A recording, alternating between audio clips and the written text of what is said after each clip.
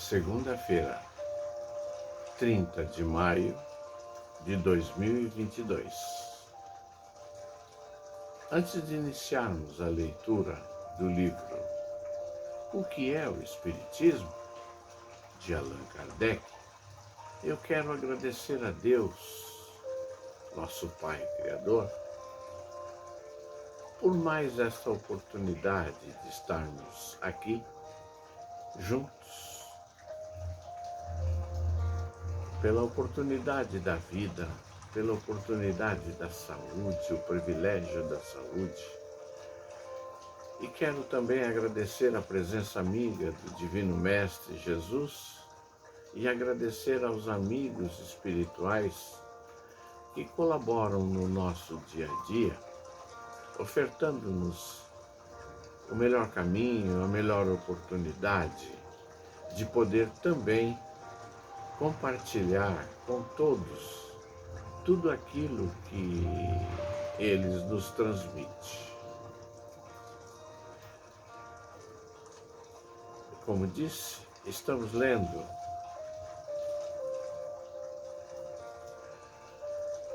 O que é o Espiritismo, de Allan Kardec. Estamos no capítulo 52, página 52, segundo diálogo, o cético. Compreendo, cavalheiro, esse é o visitante, porque ele provoca um diálogo sobre o Espiritismo. Visitante. Compreendo, cavalheiro, a utilidade do estudo preliminar que acabais de falar. Como predisposição pessoal, dir-vos-ei que não sou a favor nem contra o Espiritismo. Porém, que esse assunto me excita o interesse do mais alto grau. Entre as pessoas do meu conhecimento, há partidários e adversários dele.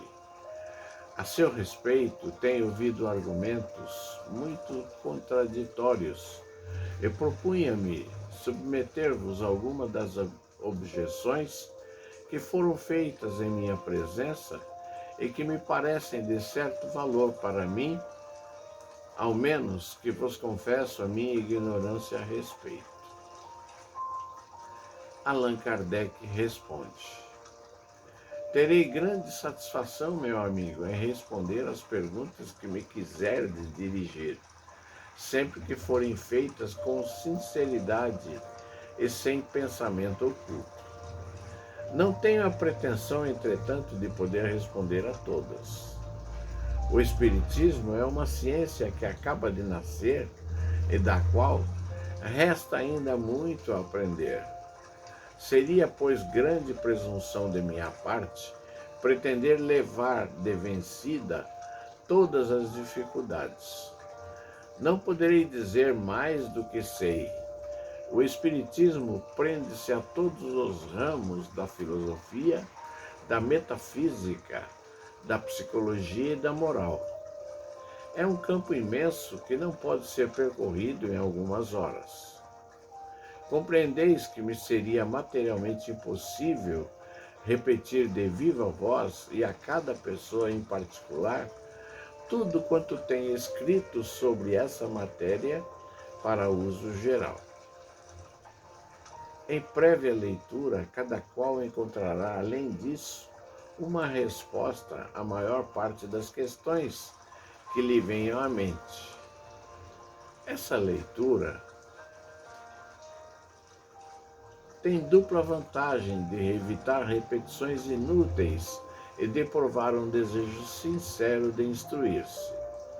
Se depois dela ainda existirem dúvidas ou pontos obscuros, o esclarecimento não oferecerá mais dificuldade, porque já se possui um ponto de apoio e não se tem necessidade de perder tempo em rever os princípios mais elementares da doutrina. Se me permitirdes, limitar-nos-emos, por ora, a algumas questões genéricas. visitante. Seja, tende a bondade de chamar-me à ordem sempre que eu dela me afaste. Espiritismo e espiritualismo. Pergunto-vos, em primeiro lugar, qual a necessidade da criação de novos termos, espírita e espiritismo, para substituir espiritualista e espiritismo, que são da língua vulgar e por todos compreendido? Já ouvi alguém classificar tais termos de barbarismo. Resposta de Allan Kardec. De há muito tem já a palavra espiritualista uma acepção bem determinada. É a academia que nos dá. Espiritualista, aquele ou aquela pessoa cuja doutrina é oposta ao materialismo. Todas as religiões são necessariamente fundadas sobre o espiritualismo. Aquele que crê que em nós existe outra vida além da matéria é espiritualista, o que não implica a crença nos espíritos e nas suas manifestações. Como o poderei distinguir daquele que tem essa crença? Ver-vos-ei obrigado a servir-vos de uma perífrase e dizer: é um espiritualista que crê ou não crê nos espíritos. Para as novas coisas são necessários termos novos quando se quer evitar equívocos. Se eu tivesse dado à minha revista a qualificação de espiritualista, não lhe teria especificado o objeto, porque sem desmentir-lhe o título, bem poderia nada dizer nela sobre os espíritos e até combatê-los. Mas há algum tempo li num jornal, a propósito de uma obra filosófica, um artigo em que se dizia tê-la, o autor escrito, do ponto de vista espiritualista. Ora, os partidários dos espíritos ficariam singularmente desapontados se, confiantes nessa indicação, acreditassem encontrar alguma concordância entre o que ela ensina e as ideias por ele admitidas. Se adotei os termos espírita e espiritismo, é porque eles exprimem sem equívoco as ideias relativas ao espírito.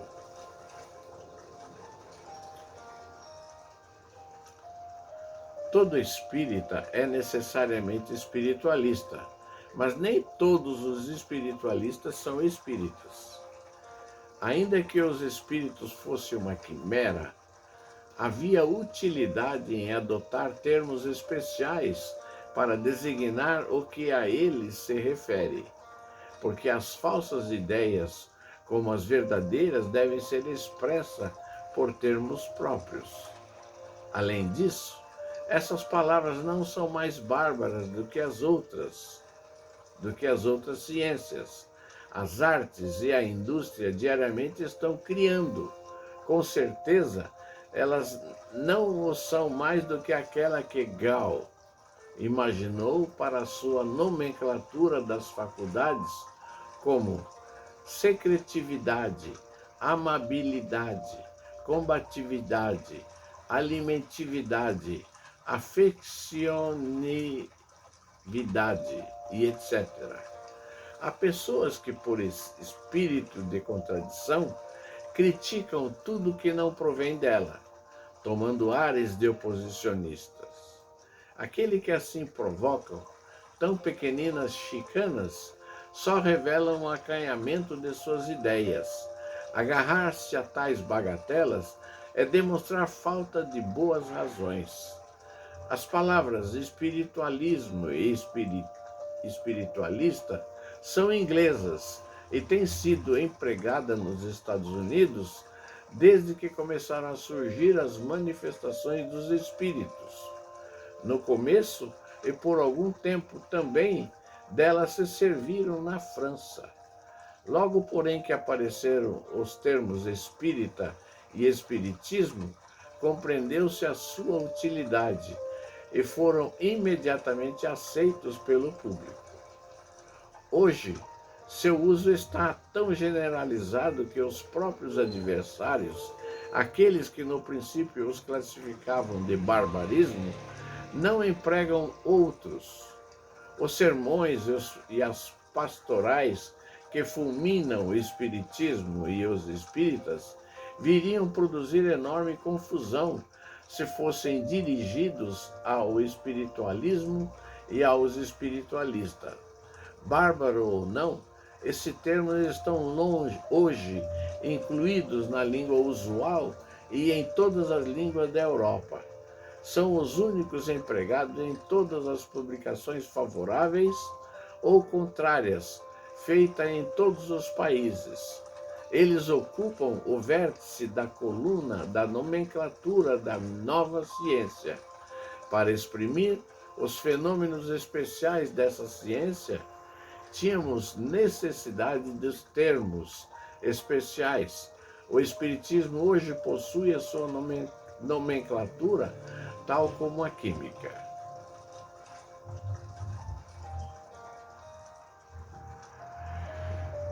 Vamos encerrando por aqui, deixando para uma próxima oportunidade a continuidade da leitura do livro O que é o Espiritismo.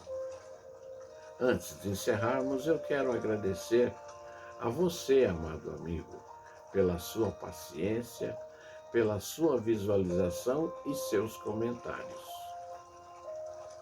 Quero dizer que seus comentários são de grande valia, pois através deles reduzimos ou acrescentamos algo mais com o objetivo de melhorarmos esse nosso pequeno trabalho. Quero pedir a Deus para que, com sua bondade, nos mantenha na sua paz. Até lá. E que seja breve o nosso retorno.